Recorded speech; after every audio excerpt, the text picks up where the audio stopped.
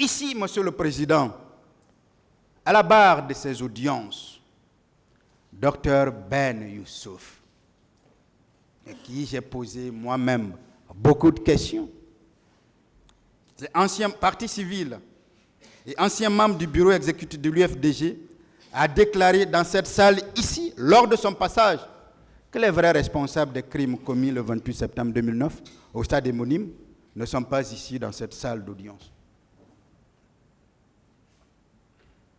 Voilà encore un homme qui était au stade. Voilà un homme qui était dans les confidences de cette organisation.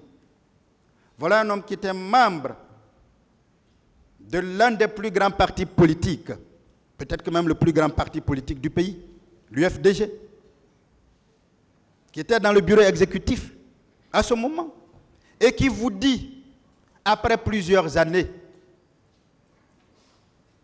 alors, est-ce qu'on devrait douter de ce complot ourdi, organisé contre le président Dadis? Il est même allé loin, ici encore, répondant à mes questions, il est allé loin jusqu'à reconnaître la responsabilité des leaders politiques.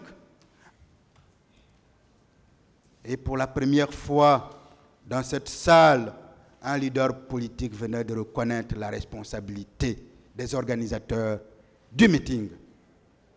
Il a précisé que s'ils avaient écouté les sages conseils des religieux, les sages conseils de la notabilité, j'y arriverai.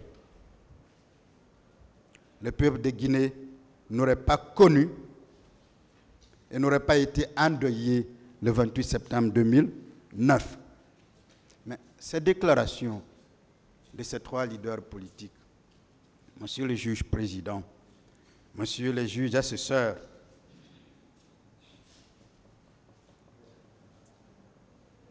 viennent d'une part indiquer la responsabilité des organisateurs dans ce massacre,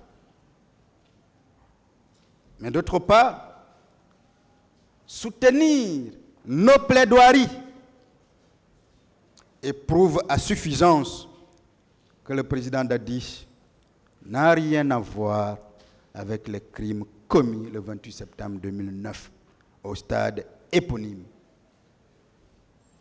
Mais plutôt, il est une victime d'un complot international dont le seul but était de l'éloigner du pouvoir pour permettre à ceux-là qui ont cherché le pouvoir pendant plus de 40 ans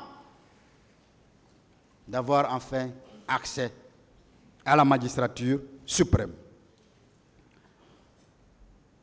Monsieur le Président, Monsieur les assesseurs, permettez-moi maintenant de répondre à ma manière,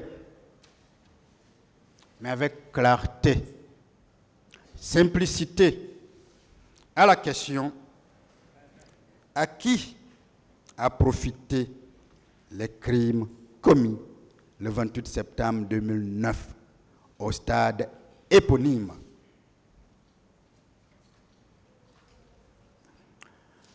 Je vous demande de faire avec moi une petite réflexion scientifique sur la notion de profit tiré de l'infraction en répondant à cette question. Je la répète en latin: quido bono? À qui profite le crime? La question a été posée pour la première fois au juré par Cicéron. Cicéron est considéré comme le plus grand avocat de tous les temps. Cette question a été posée par Cicéron au juré au procès de Sextus Rosius en Rome en 673.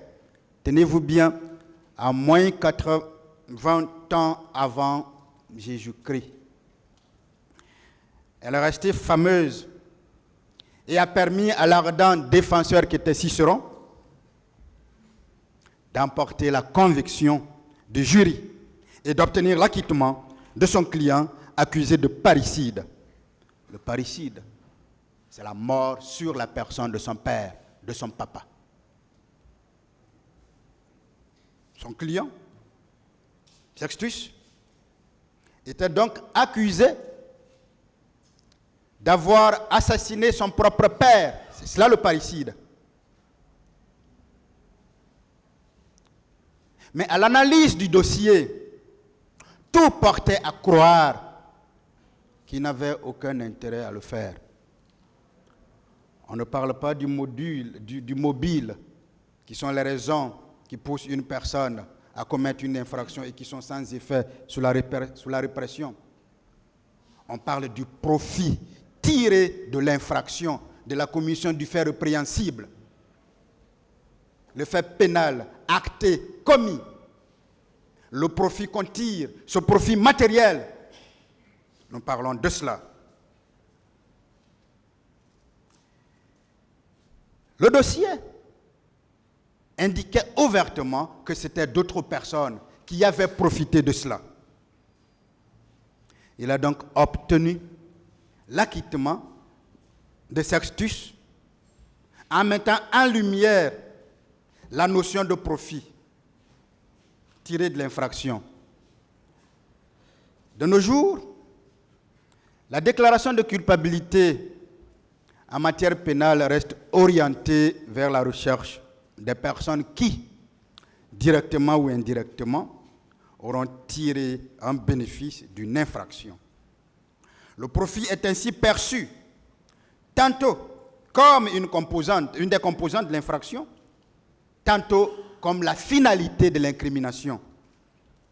Traditionnellement, Monsieur le Président, Messieurs les juges assesseurs, ce profit est entendu comme un avantage matériel retiré de l'infraction. Je vais vous le prouver dans notre cas. Et je vais vous indiquer, par rapport aux personnes désignées, quel profit chacun a pu tirer, ou quel profit chacun pouvait tirer, pour que vous compreniez que bien que déjà soutenu par certaines parties civiles, par des leaders politiques de renom,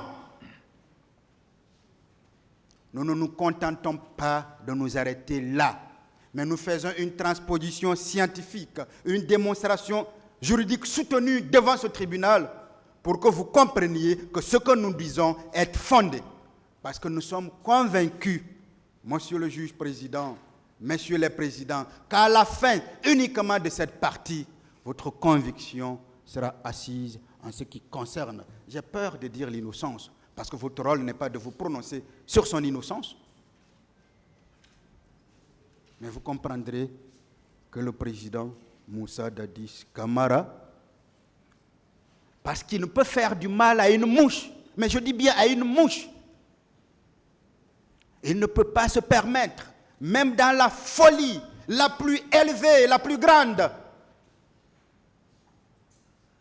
demander à des gens d'aller tuer, d'aller assassiner, d'aller violer, d'aller enlever, d'aller séquestrer ses compatriotes qui l'ont élevé tellement haut, mais parce qu'on l'a élevé tellement haut, il est devenu fragile. Vous savez, c'est cela le pouvoir. Hein? Plus on monte haut à l'arbre, plus on devient fragile. Plus on monte haut, plus on devient fragile. Lorsqu'on est président d'un pays, c'est au sommet pour un régime que nous avons ici. Alors là, rassurez-vous que vous êtes fragile. Dans ma langue, le chef, il doit être soutenu par ceux qui l'ont tenu debout. Sans eux, il tombe. Et le chef, c'est qui? C'est son entourage. Le général, c'est sa troupe. Ce sont les caporaux qui sont autour de lui. Le roi, qui reste dans sa forteresse, n'est absolument rien s'il n'a pas autour de lui la forteresse ou des gens qui il fait confiance autour. C'est pour ça, si on doit marcher sur lui, on devrait d'abord marcher pour ceux qui sont autour de lui.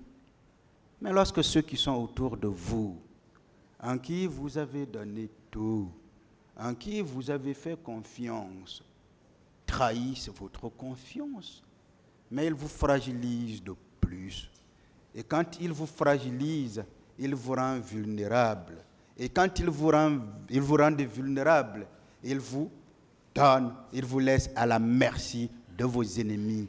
Et c'est son cas.